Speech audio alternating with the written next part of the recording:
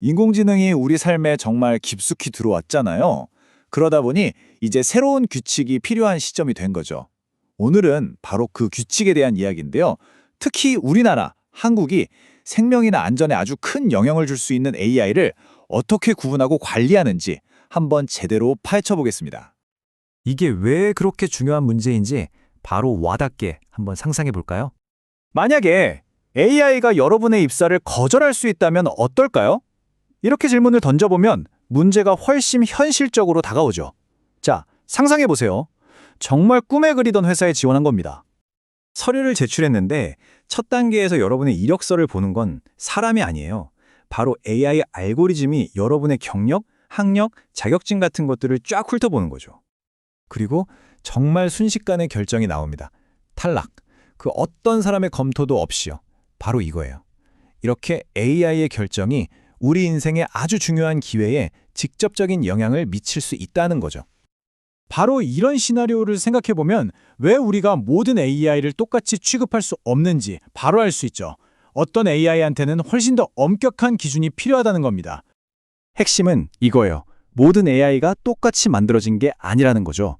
어떤 AI 시스템은 다른 것들보다 훨씬 더 큰 위험을 가지고 있다는 걸 우리가 알아야 한다는 겁니다. 이거 한번 생각해보세요.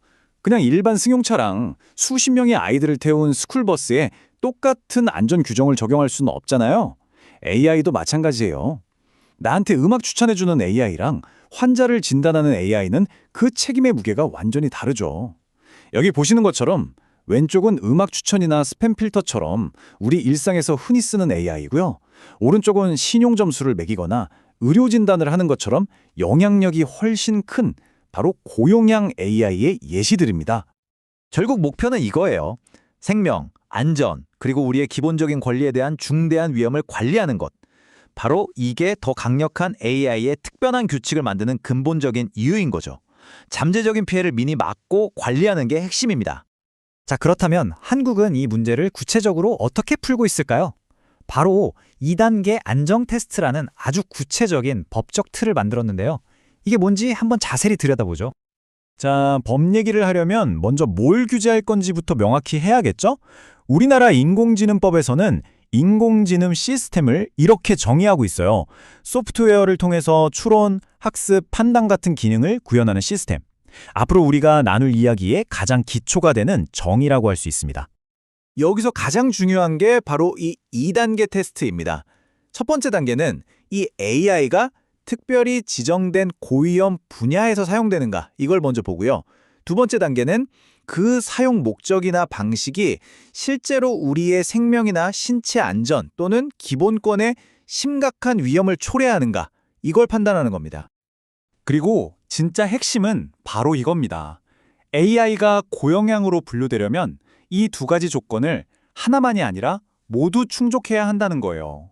덕분에 규제가 진짜로 필요한 가장 중요한 시스템에만 집중될 수 있는 거죠.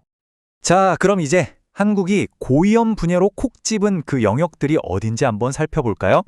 과연 어떤 분야들이 포함되어 있을까요?